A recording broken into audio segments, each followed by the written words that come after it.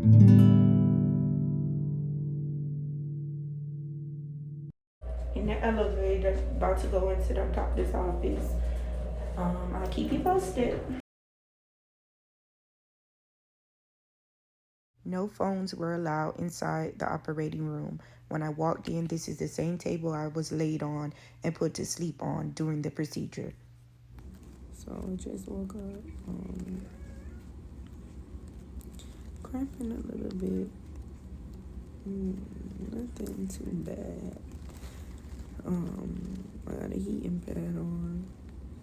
And we'll see how the rest of the day goes. In the elevator, going down to the car. I walked out, no problems. Like I said, just a little cramping, nothing too bad. So we'll see how tonight is. So I made it to my parents' house. My mom drove me, and I'm gonna lay here for a couple of hours until I feel good enough to drive home. Just same thing, cramping a little bit. Nothing that's like, I could say too painful. It's just like the first day of your period, like cramping. I did take some pain meds, so I'm waiting for that to kick in. But I am very cold. I don't know why I'm so cold. I guess because the office was so cold, and I'm still cold from that. But I have 3 covers on, and I'm trying to warm up. So I'll check back in probably like in 3 hours or so, or probably when I get ready to go home. I'll probably make another video then.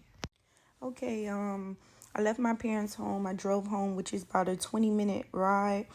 I feel good. I mean, the cramping is going away, I guess, because the pain meds kicked in. I was super cold, so I wanted to come home and get in my own bed with my heating blanket and my socks, my thicker socks. Like I said, so far I feel good. I did try to pee, nothing came out. It feel like I have to pee, but nothing is coming out. It is a little bit of blood. It's like pinkish. It's not much when I wiped. And I'll keep you posted. So it's like a light brownish, like you can barely see it when you wipe. No cramping, no dark blood, no heavy blood, no spotting, nothing. I feel normal. To be honest with you, an abortion hurt worse than this. Yes, I had an abortion for health reasons, and that hurted like hell. It felt like he was snatching my insides out. I bled that whole day and the next day. Cramp, all of that.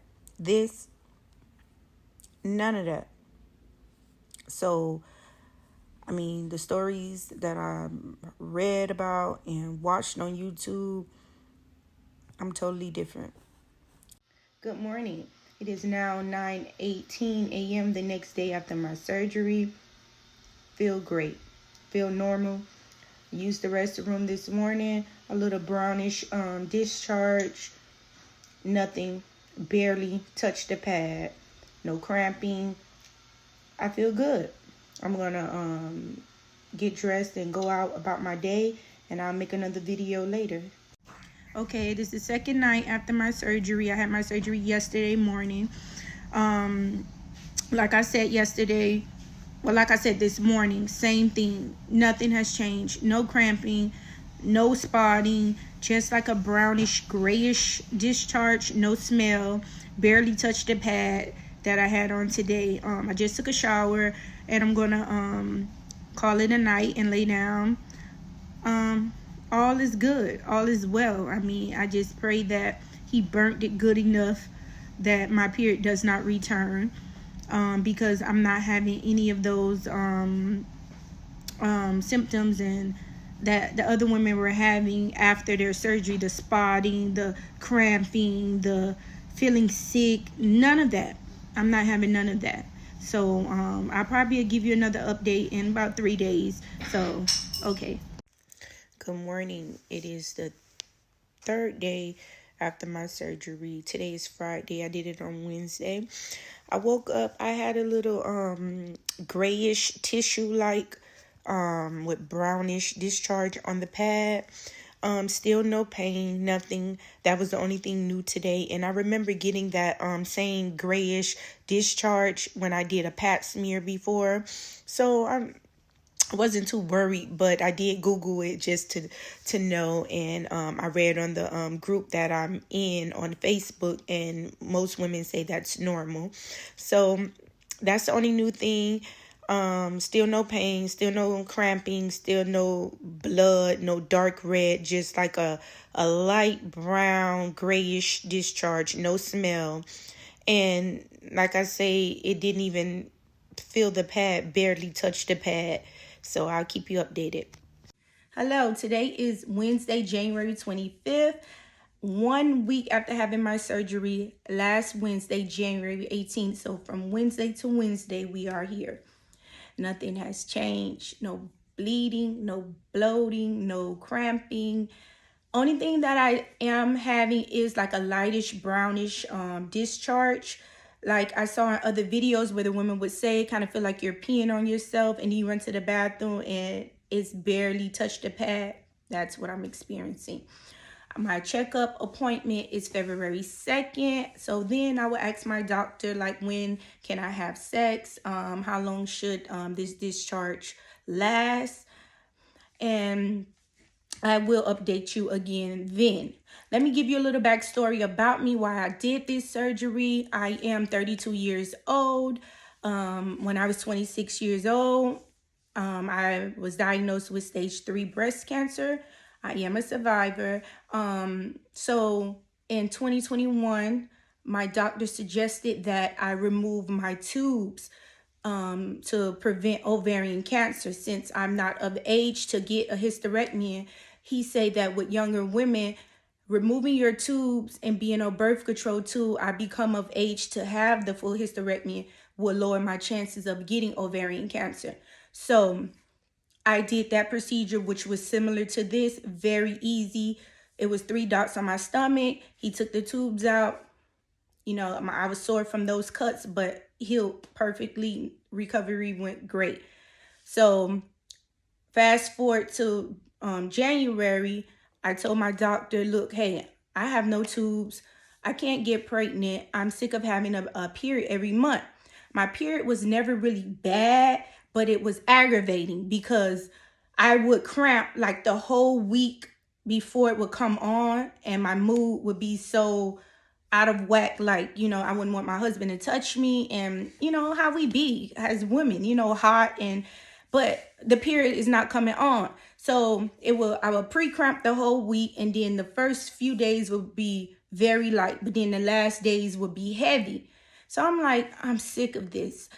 So he came up, I told him, and he was like, well, I don't want to take everything yet because you're not of age. So let's do an IUD. And I was like, no, I don't want to do that. And he was like, well, you can continue to be on the birth control. That should knock your period off. And I'm like, no, the birth control does not knock my period off. I've been having a period since I've been on birth control when you remove my tubes. So I told him about the this procedure. I was like, hey, my mom had her lining burnt about 20 years ago and her period has never came back. And he was like, yeah, we can do that. And that's I can do it right here in the office.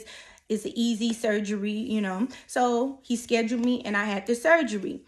So I'm being very hopeful that my period does not come back within next month in February, because I had my period January 2nd or January 6th, like 2 weeks before I had the surgery. So I'm hoping that it doesn't come on in February. But if it does, I will give my body time to adjust, and hopefully within like the 3rd month of after this surgery, my period does stop. So that's just, you know, jumping the gun. So we will see. We almost into February. So hopefully it does not come on, and I will give you guys another update. We're going to stay positive. We're going to pray for good things to happen, because that's what I want. No more period, and to be free of pain every month that I have to go through, on top of the other pain that I have from breast cancer. So I want to be hopeful and know that this surgery will work for me, especially since I've had such a great recovery. So I appreciate you guys for watching this video. I hope it helps someone. If you are thinking about doing the surgery, I think you should try it, because everyone results are different. Like I said, I'm not experiencing half of the stuff that I read in those groups that the women are experiencing, or the videos that I saw. If you were to do the surgery, say you do it on a I say you should do it on a Thursday night, and then you could, stay in on Friday, so that way if you do experience a little cramping, then Monday you could go to work, but I think if you do it, you should have a easy recovery like I did. He, like I said, was in office, went in, they put me to sleep, and it was quick. It was like on the previous videos that I showed you, it was like within an hour. I was in and out. I walked out the office. My mother did drive me and pick me up. That was the only thing that you do need, someone to take you and drop you off. But do it. Do not live your life suffering with menstrual problems, with bleeding, cramping, all the mood swings, all of that. I say go ahead and do it. So, like I say, I will come back and do an update on February 2nd after I meet with my doctor, and we'll see how it goes then. Bye.